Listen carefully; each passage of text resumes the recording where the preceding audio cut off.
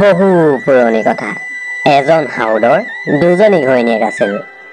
হাউদৰ দুজনী ঘৈণীয়েকৰ ভিতৰতে বৰজনীৰহে এজনী মাথো জীয়েক আছিল, আৰু তাইৰ নাম হৈছে তেজীমলা। সৰুজনীৰ কোনো ল'ৰা ছোৱালী নাছিল। তেজীমলাৰ মাক তেজীমলাৰ কেঁচুৱা কালতেই মৰিল, আৰু সেই দেখি মাহীমাকে তেজীমলাক তুলি তালি ডাঙৰ কৰিছিল। ঘৰখনত এজনীয়েই ছোৱালী তেজীমলা, সেইবাবে সি বাপেকৰ বৰ চেনেহৰ আছিল। কিন্তু মাহীমাকে হলে পেটে পেটে তেজীমলাক সমূলি দেখিব নোৱাৰিছিল।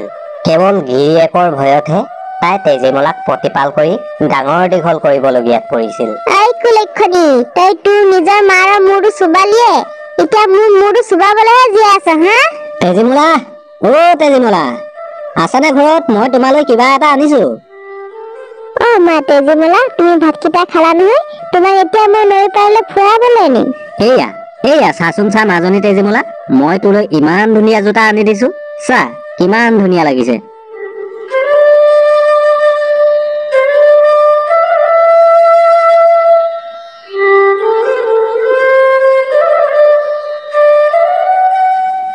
এদিন দুদিনকৈ সময়ৰ সোঁতত তেজীমলা আজি 10-11 বছৰীয়া গাভৰু হল।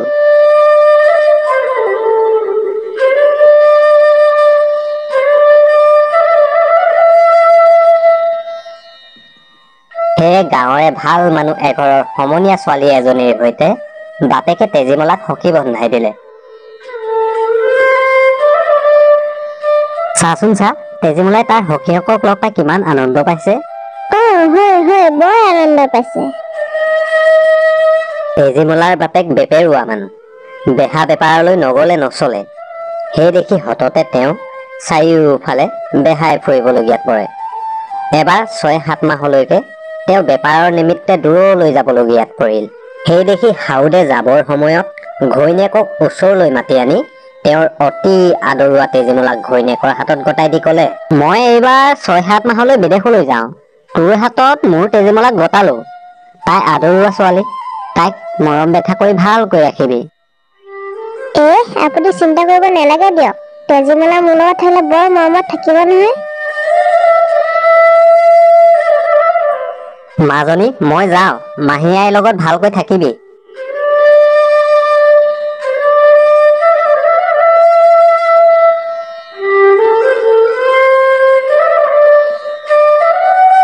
এইবাৰ মোৰ বেছ সুবিধা হৈছে।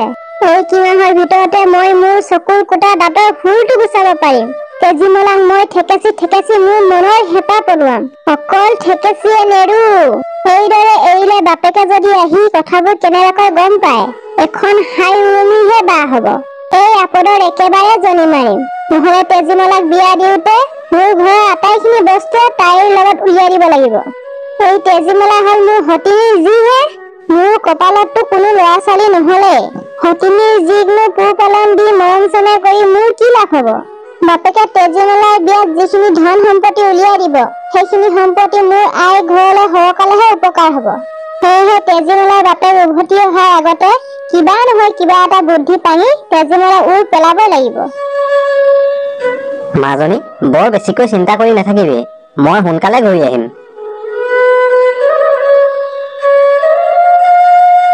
ইয়াকে ভাবি মাহীমাকে হাউদে নাও মেলি যোৱা দিনৰে পৰা তেজীমলাৰ দাই চেলু বিচাৰিবলৈ ধৰিলে, আৰু যিমান পাৰিলে তেজীমলাক অকলে পাই বৰ দুখ দিব ধৰিলে। ভাতকেইটা ৰান্ধোতে ইমান পৰ লাগেনে? আৰু নৈৰ পৰা পানী আনিবলৈ বাকী আছেই, সোনকালে কৰ।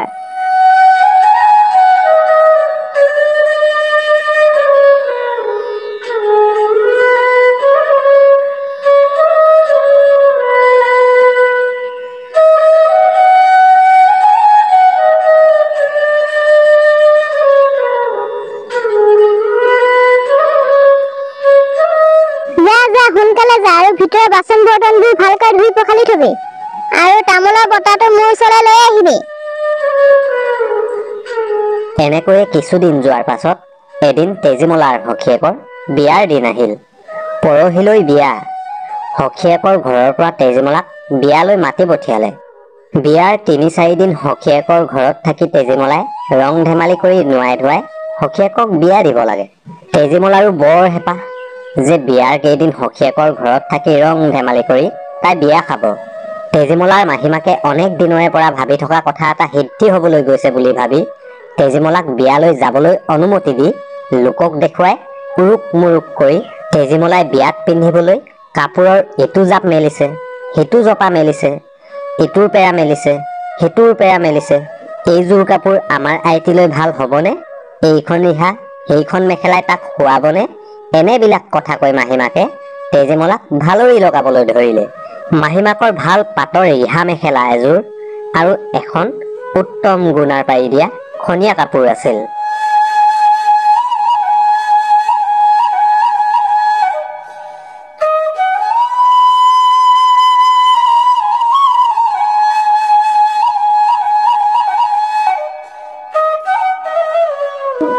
তেজীমলাই গম নোপোৱাকৈয়ে মাহীমাকে পাটৰ ৰিহা মেখেলাযোৰৰ ভিতৰত মনে মনে এটা নিগনি সুমুৱাই দি আৰু পাৰি দিয়া খনীয়া কাপোৰখনৰ ভিতৰত এটুকুৰা আঙঠা বান্ধি দি টোপোলা এটা কৰি তেজীমলাৰ হাতত দি কলে, আইটি, কাপোৰ এযোৰ আৰু খনীয়া কাপোৰখনকে তোক পিন্ধিবলৈ টোপোলা বান্ধি দিছো। তই এতিয়া তোৰ গাত থকা কাপোৰযোৰে তোৰ সখীয়েৰৰ ঘৰলৈ যা। সখীয়েৰৰ ঘৰ পাই ৰিহা মেখেলা আৰু কাপোৰ পিন্ধিবি। ইয়াৰ পৰা পিন্ধি গলে খোজকাঢ়ি যাওঁতে বাটত ধূলি নাকতি লাগি কলা হব।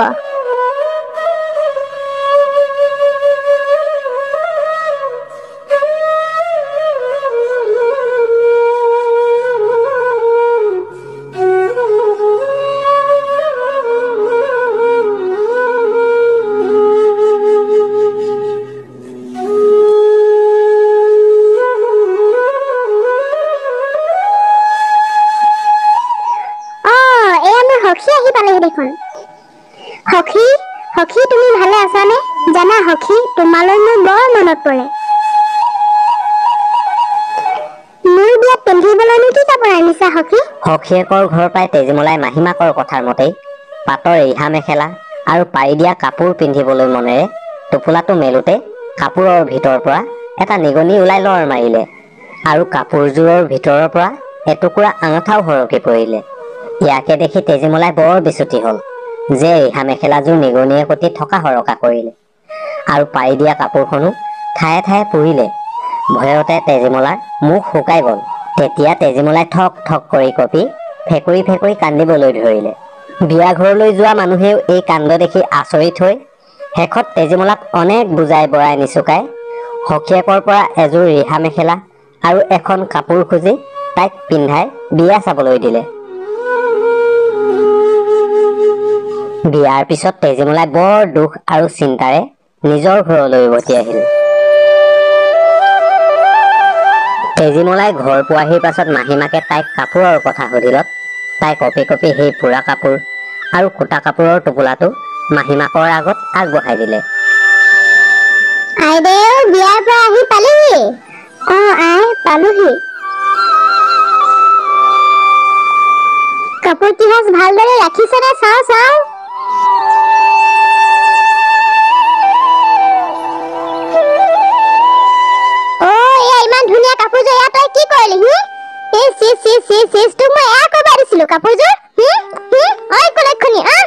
মাহীমাকে কুটা আৰু পুৰা কাপোৰ দেখি কৃত্ৰিম খঙত জ্বলি পকি তেজীমলাক নথৈ গালি সপনি পাৰি মাৰি তাও কৰিলে।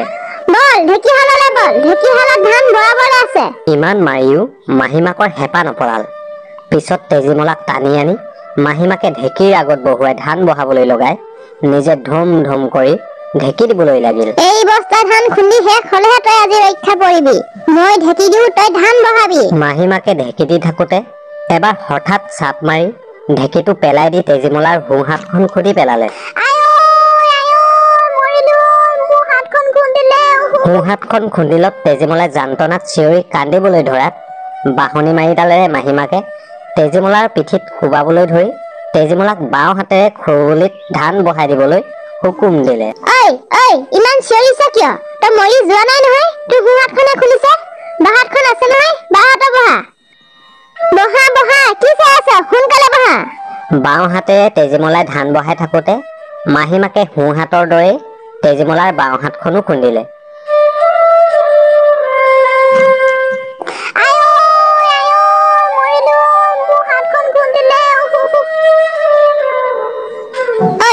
ৰৈ আছো যে, তই মৰি যোৱা নাই নহয়। তোৰ বাওঁ হাতখনে খুলিছে, ভৰিকেইটা আছে না? ভৰি তেজীমলাৰ বাওঁ হাতখন খুন্দি তাৰ পাছত মাহীমাকে তেজীমলাক সোঁ ভৰিৰে ধান বহাবলৈ কৈ সোঁ ভৰিখনো খুন্দিলে আৰু তাৰ পাছত এইদৰে বাওঁ ভৰিখনো খুন্দিলে। তই আকৌ ৰৈ গলি যে তই সোঁ ভৰিটোহে খুলিছে, তই মৰি যোৱা নাই নহয়। বাওঁ ভৰিটো আছে নহয়, বাওঁ ভৰিৰে পৰা।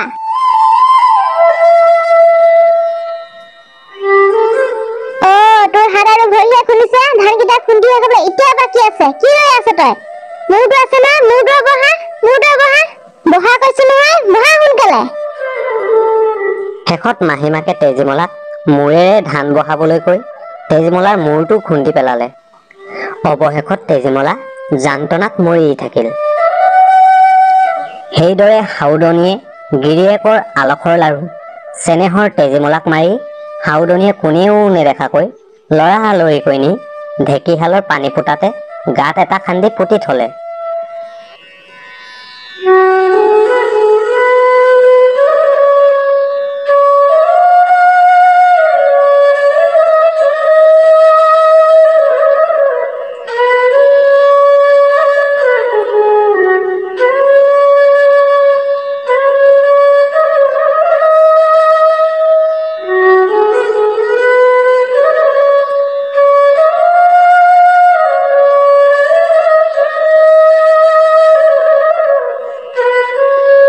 তেজীমলাক পোতা ঠাইডোখৰত কিছুদিনৰ মূৰত এজোপা লাও গছ গজি লহ পহ কৰে ডাঙৰ হল আৰু গছ ভৰি বহিয়া বহিয়া একোটা লাও লাগিল। ইফালে ওচৰ চুবুৰীয়া মানুহে ভালেমান দিন তেজীমলাক দেখিবলৈ নাপায় মাহীমাকক তেজীমলাৰ বাতৰি সুধিলত মাহীমাকে উত্তৰত কয়, তেজীমলাক দেখোন বহুত দিন দেখাই নাই। কথাটো ময়ো লক্ষ্য কৰিছো। কিনো কম হয়, আমাৰ তেজীমলা হকেকৰ ঘৰৰ পৰা বিয়া খাই অহাই নাই নহয়।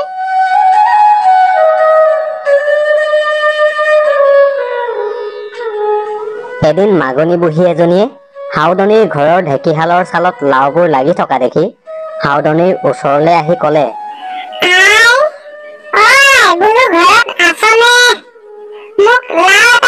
তেজীমলাক মৰা দিনাৰে পৰা মাহীমাকে ঢেঁকীশালৰ ফালে যোৱা নাছিল দেখি লাওজোপাও তাৰ চকুত পৰা নাছিল। সেই দেখি তাই মাগনী বুঢ়ীক উত্তৰ দিলে, ময়ো তোক লাও দিবলৈ ক'ত পাম? মই নিজে আজি ভালেমান দিনত লাও খাবলৈকে পোৱা নাই।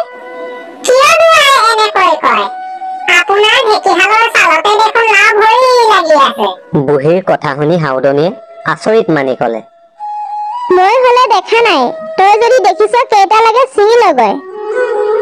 বুঢ়ীয়ে এই কথা শুনি লাও গছৰ ওচৰলৈ আহি লাও এটা ছিঙিবলৈ হাত মেলোতেই লাওজোপাই বিনাই মাত লগালে,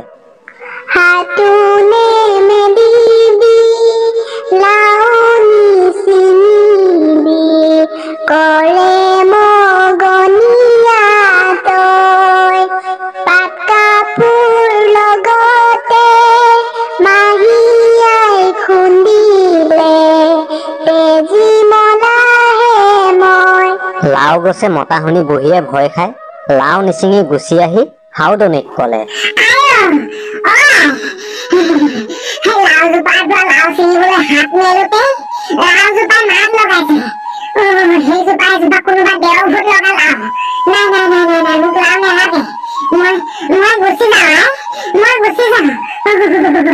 এই বুলি মাগনী বুঢ়ী গুচি আহিল। তেতিয়া সাউদনীয়ে কথাটোৰ আচল ৰহস্য ভালকৈ বুজিব পাৰি কটাৰী এখন লৈ গৈ লাওজোপা কাটি টানি নি পিছফালে পেলাই দি গুচি আহিল।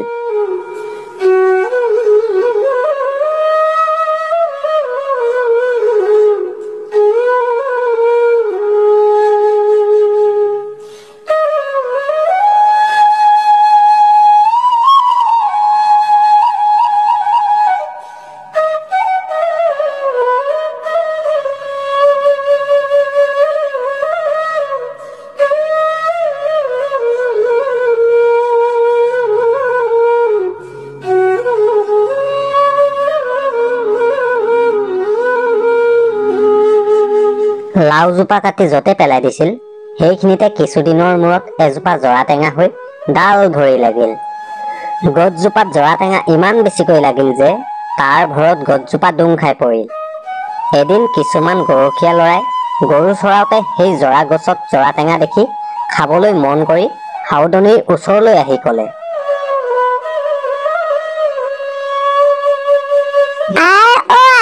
আমাক গোটা চৰাক জৰা টেঙা খাবলৈ দিবানে?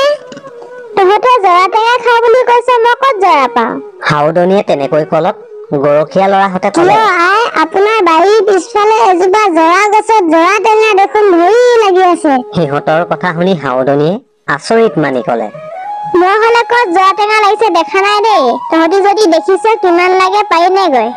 হাউদনীৰ হুকুম পাই গৰখীয়া ল'ৰাকেইটাই জৰা টেঙাৰ কাষলৈ গৈ জৰা টেঙা পাৰিব খোজোতেই গছজোপাই বিনাই মাত লগালে, ভাইও বোলো মই, ককায়ো বোলো মই, গাঁৱৰে গৰখীয়া, হাতোনে মেলিবি, জৰাও নিচিঙিবি, ঘৰলৈ উভতি যাম, পাত কাপোৰ লগতে মাহী আই খুন্দিলে, মই হে তেজী মলা।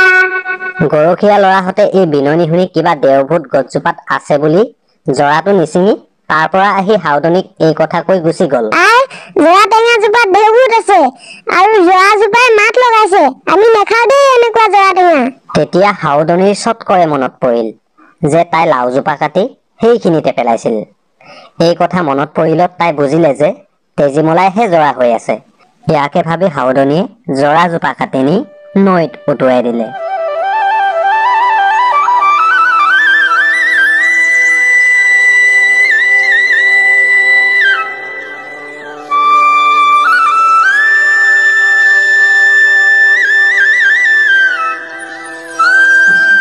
জৰা গছজোপা নৈত উটি গৈ গৈ ওচৰৰে ঘুলি এটাত ৰৈ এজোপা পদুম হৈ এটা সুন্দৰ ফুলেৰে জকমকীয়া হল।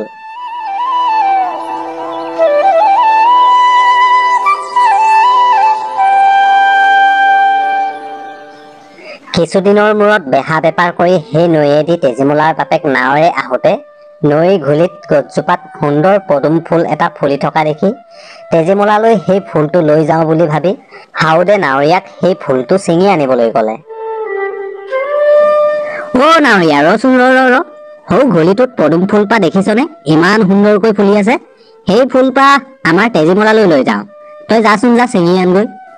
হ'ব হ'ব, আপুনি চিন্তা নকৰিব, মই আনি দিছোগৈ। হাউদৰ কথামতেই নাৱৰীয়াই ফুলটো ছিঙিবলৈ হাত মেলোতেই পদুমে বিনাই গালে, হাতোনে মেলিবি, ফুলো নিচিঙিবি, কৰে নাৱৰীয়া তই, পাত কাপোৰ লগতে মাহী আই খুন্দিলে, তেজীমলাহে মই। পদুম ফুলে বিনোৱা দেখি নাৱৰীয়াটোৱে ভয় খাই হাউদক ক'লেগৈ। হাউদে সেই কথাটোনো কি চাওঁ বুলি ওচৰ চাপি গৈ পদুম ফুলপা ছিঙিবলৈ হাত মেলোতেই ফুলে পুনৰ বিনাই মাতিলে, হাতোনে মেলিবা, ফুলো নিচিঙিবা, চেনেহৰ পিতাই দেৱে, পাত কাপোৰ লগতে মাহী আই খুন্দিলে, তেজীমলাহে মই। হাউদে তেজীমলাৰ মাহীমাকৰ স্বভাৱৰ কথা আগৰে পৰা জানি থৈছিল। সেইকাৰণে সি ভাবিলে যে এইজনী নিশ্চয় তেজীমলা। ইয়াকে ভাবি হাউদে তেওঁৰ বাওঁ হাতত তেওঁৰ মুখৰ তামোল এখনৰ চোবা আৰু সোঁ হাতত এটা লাৰু লৈ ক'লে, যদি তই মোৰ তেজীমলাহে হয় তেন্তে নিশ্চয় তই শালিকাতি হৈ উৰি আহি মোৰ হাতত পৰি চুবাটি খাবি, আৰু যদি নহয় আন কোনোবাহে হয় তেন্তে লাডুটো নিবি। হাউদে এই বুলি কোৱাত পদুম ফুল পাই এটি শালিকা হৈ উৰি আহি হাউদৰ হাততে পৰি চুবাটি খালে। বাপেকে তেতিয়া সেইটি তেজীমলা বুলি নিশ্চয়কৈ জানি শালিকাটি এটা সজাতে সুমুৱাই লৈ আহিল।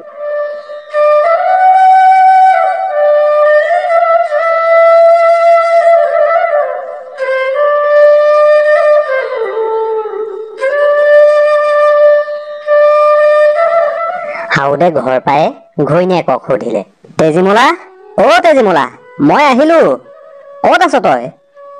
তেজীমলা কলৈ গল? তেজীমলা কলৈ গল? তেজীমলাক দেখা নাই দেখোন, কলৈ গল তেজীমলা? মোমায়েকৰ ঘৰলৈ গল। মোমায়েকৰ ঘৰলৈ গল? সঁচাকৈ কৈছো নে? ৰ মই এতিয়াই যাম তেজীমলাক বিচাৰি মোমায়েকৰ ঘৰলৈ। তই সঁচাকৈ কৈছতো? সঁচাকৈ কৈছো। আজি এসপ্তাহ মানে হ'ল মোমায়েকৰ ঘৰতে আছেগৈ। হাউদে ঘৈণীয়েকক ঘুকুটি প্ৰশ্ন কৰি আচল কথাটো উলিয়াই হৈ কঢ়ালে। তেজীমলা কলৈ গল ক? কৈছো মই সঁচাকৈ কৈছো। তেজীমলা মই মানে ঢেঁকীয়ে খুন্দি মাৰি পেলালো। কি? তই ইমান জঘন্য এটা কাম কৰিলি মোৰ তেজীমলাৰ লগত? যা তই এতিয়াই ওলাই যা মোৰ ঘৰৰ পৰা। ওলাই যা এতিয়াই। আৰু তই কোনো দিন মোৰ চোতালত খোজ নথবি। ওলাই যা এতিয়া তই মোৰ ঘৰৰ চোতালৰ পৰা। গৈছনে তই? গলি নে?